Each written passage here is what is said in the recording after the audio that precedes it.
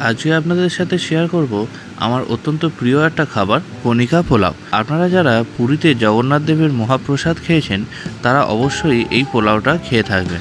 বাড়িতেও যদি সেই একই স্বাদের পোলাও বানাতে চান তাহলে রেসিপিটা একবার শেষ পর্যন্ত দেখে নিন। নমস্কার বন্ধুরা, আমি শুভজিৎ আর আমার চ্যানেলে আপনাদের স্বাগত। কণিকা পোলাও বানানোর জন্য প্রথমে একটা ভাজা মশলা আমি তৈরি করে নেব। এর জন্য একে একে জায়ফল, জয়িত্রী, লবঙ্গ, দারচিনি, এলাচ আর গোটা মরিচ শুকনো কড়ায় নেড়ে চেড়ে ভাজা মশলাটা ভালো করে গুঁড়ো করে নেব। এরপর কড়াইতে দিয়ে দেবো একটুখানি সাদা তেল আর 2 চামচ মতো ঘি। তেল আর ঘি গরম হলে তাতে দিয়ে দেবো একটা তেজপাতা, আর তেজপাতার গন্ধ বেরোলে তাতে পরিমাণ মতো কাজু কিশমিশ দিয়ে দেবো।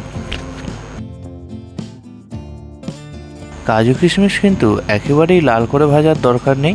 হালকা নাড়াচাড়া করার পরে ধুয়ে জল ঝরতে রাখা আতপ চালটা দিয়ে দেবো আর ভালো করে কাজু কিশমিশের সাথে মিশিয়ে 2 থেকে 3 মিনিট রাখার পরে পরিমাণ মতো জল দিয়ে দেবো। আতপ চাল কিন্তু সেদ্ধ হতে বেশিক্ষণ সময় লাগে না, তাই সেদ্ধ করার সময় অবশ্যই কিন্তু খেয়াল রাখবেন। চাল মোটামুটি সেদ্ধ হয়ে গেছে, এবার ভেজে রাখা মশলাটা এর মধ্যে দিয়ে দেবো আর দেবো একটুখানি গুড়।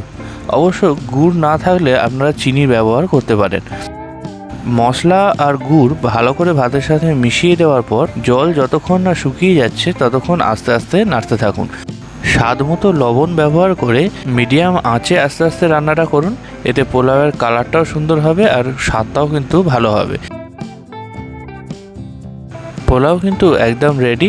এবার এতে ঘি ছড়িয়ে গরম গরম সার্ভ করুন আর খেয়ে দেখুন, একদম কিন্তু পুরীর প্রসাদের মতনই স্বাদ পাবেন।